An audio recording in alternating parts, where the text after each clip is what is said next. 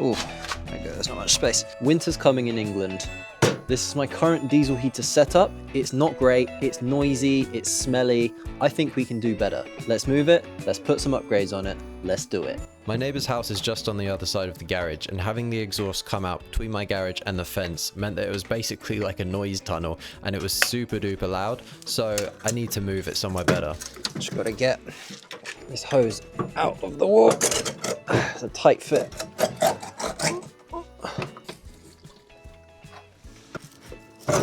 Yes! Yes!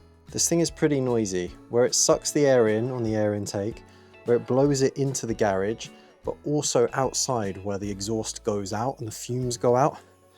This silencer does help a bit, but it's not great. Move it from here over to here. I think this is going to be a better spot because I can then encase it. I've got some metal sheets and I'll put some fireproof insulation over it. Hopefully that should stop the noise and that should be a nice little spot for it. And then the exhaust is going to go out down there. That.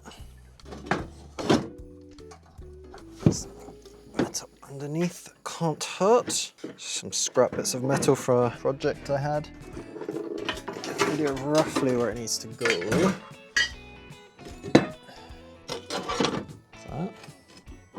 Does that work? Like that.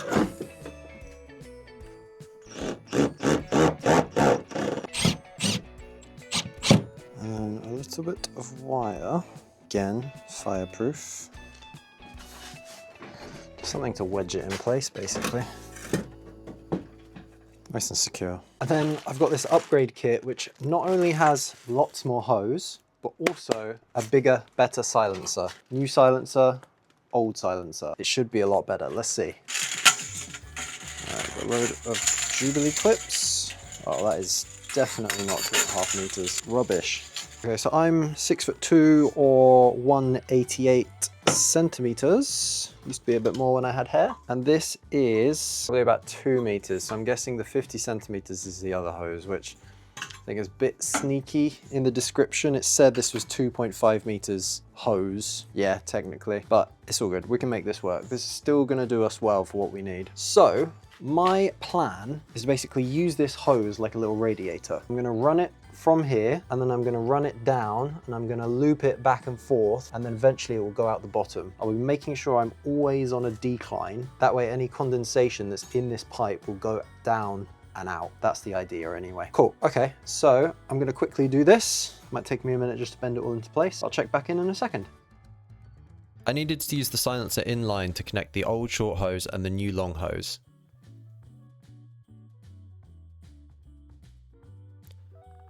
Then came the hardest part of drilling through the wall. I tried drilling through it with a few different drill bits, used some wood drill bits, used some concrete drill bits, but none of them were wide enough, so I ended up getting a concrete cutting disc and just cut out a square of concrete through the wall, which got me through.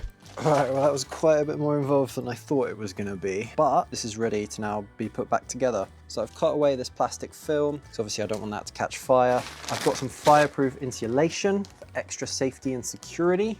From here outwards, everything is fireproof. It's a concrete prefab garage with fiber cement boards, so nothing should be catching on fire. This stuff was so weird. I have no idea what it was made from, but it was kind of crunchy. Kind of, if you've ever walked on like slightly compacted snow and it makes that crunch as you walk on it. Kind of sounded like that. There we go. Here I've added some fireproof insulation behind the pipe because it gets so hot it could probably burn the wood, and then I'm just stapling it down so it doesn't move. If I feel like it's getting too hot, then I'll turn it off and I'll rejig this and I'll do it a little bit better. I know this doesn't look super pretty, but trust me, there's another step which is going to tidy this right up. Last step is electricity. So I've got a new power supply. This is a 12 volt power supply. This is normal mains, 220 to 240 volts into 12 volts with a switch, so I can control, and this is on, so it's off, switch on, turns on, boom, 12 volts, perfect. So power supply done. We're ready to rumble. Let's rumble. All right, it's heating up nicely in here. It's gone from 9 to 10.7 degrees Celsius in 10 minutes. So I reckon you leave this for an hour. It should get nice and toasty in here. It should be pretty good. So what we want to know, how efficient and how cost effective is this diesel heater.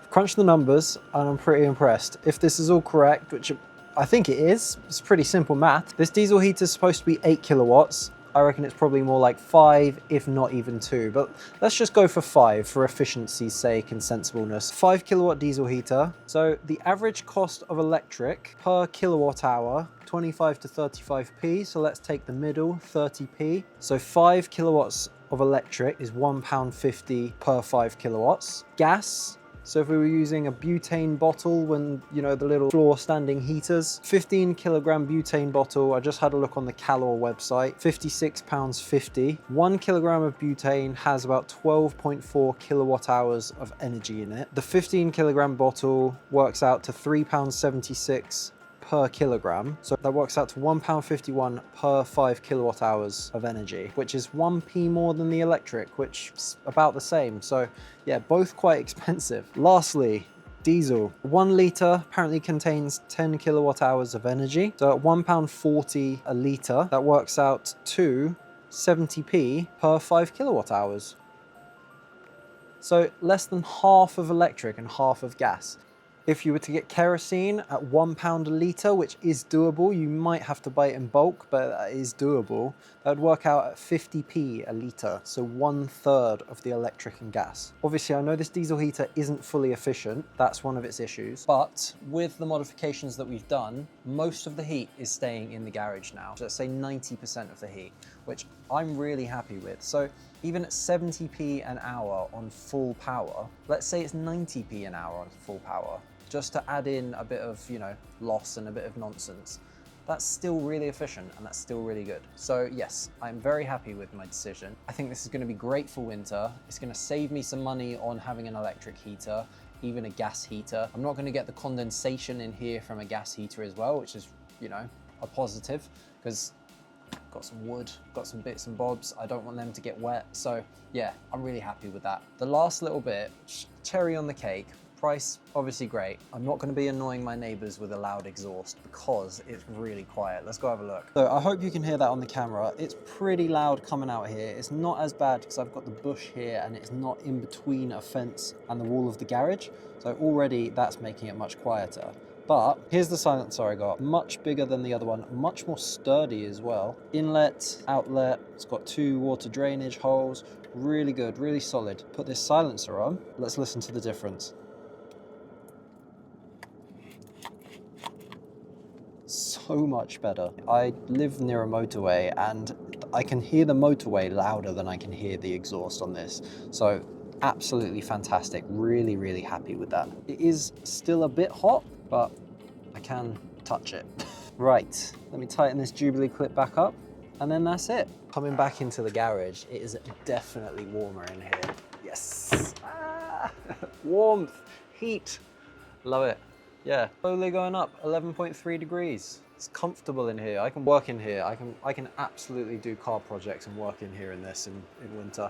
I've only had it on for like 20 minutes as well, so I reckon if I had it on for maybe an hour in the morning before I came in here, it would be nice and toasty and I'd be comfortable and cozy.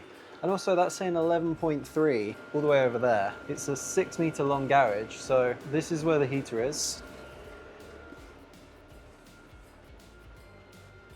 And this is where the thermometer is. So it's probably going to be even warmer over there. The tools that I needed to use, but let's not look at that. So I am going to put a little fan on this, have the fan blowing up or out. Maybe I'll have the fan over there and the fan blowing this way. Really tidy it up. As I said, it doesn't really matter how it looks. I've got some lovely panels, something like that. Nice and tidy. That should heat up and act like a little radiator. I'll attach these, but for the time being, I'm just going to see how this does. I'm going to see if this actually puts out any more heat or if maybe I need to work out something else. But in all, I can be in the garage in winter, working on my car, not be cold, not be uncomfortable. And Chips is comfortable and warm as well. I just realized I've left the window open. All the heat's getting out. So that's it from me. Thanks for watching. Hopefully this is going to let me do way more car stuff in the garage and bring out way more content for you guys. Thanks for watching. Don't forget to like and subscribe, and I'll catch you on the next one. Bye.